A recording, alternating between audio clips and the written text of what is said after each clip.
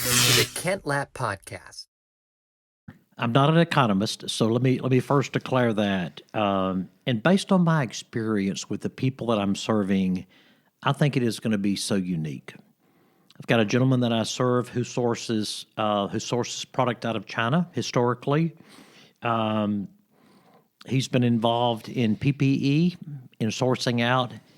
He is working 16 hours a day. Oh, I believe that. It's unbelievable. It's unbelievable what's transpiring right now in his world, all the way to the gentleman that I already mentioned, Chris Erlinson, who is way into the recovery mode now. Mm-hmm. I just think it's going to be so different. And I really, truly think we don't know.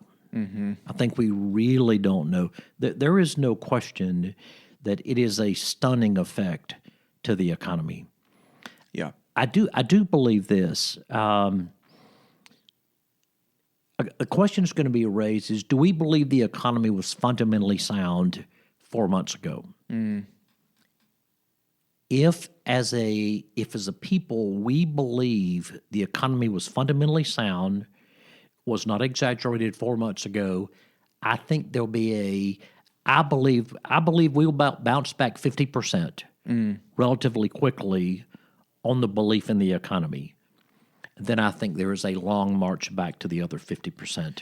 I see. When you start getting companies' quarterly earnings, now this is really not C12 members, but when you start seeing quarterly earnings come out, the market is then going to react to quarterly earnings. Yes. Not to the panic of COVID or the bounce back. Yep. It's going to react to quarterly earnings. Yep. And I believe the market will recover 50% relatively quickly if there is a belief that the economy was fundamentally sound. And then I think there's a long march back. Yeah. Yeah. And this gets so far over my head so quickly, but this idea of, or not just the idea, it's just the reality of the economy is dependent on buyer confidence and what people believe. Their confidence in the economy somehow makes the economy, you know? Yes. And so, yeah, I think I hadn't thought about that, about the time that we're going to start to see quarterly earnings. I mean, the quarterly earnings for most companies aren't going to look very good, I would think, in the next 1 or 2 quarters. If you look at Q1 for almost everybody was strong. It was at the very tail end of Q1 we began to feel it. Q1's pretty strong because the market expects it. Q2 earnings, the word is going to be we got destroyed. We expected to, and then executives are going to start giving forward-looking thoughts. They're going to start focusing on forward-looking Q3 and Q4.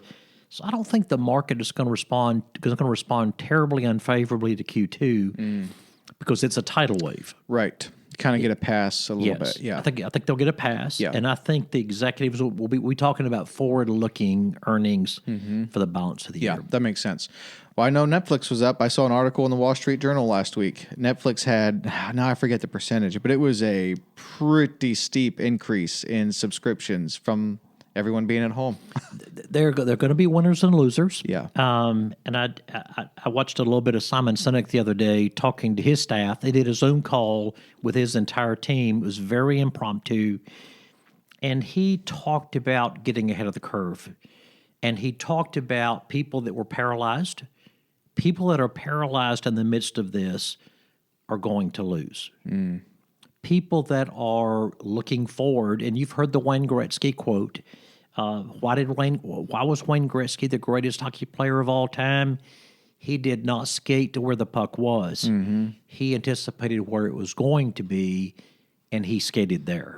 So I really think the challenge, and I think part of our challenge in C12 at the table is to help those we work with anticipate where they are going to be and position themselves to be ahead of the curve. Yes. No question, they're going to be winners and losers.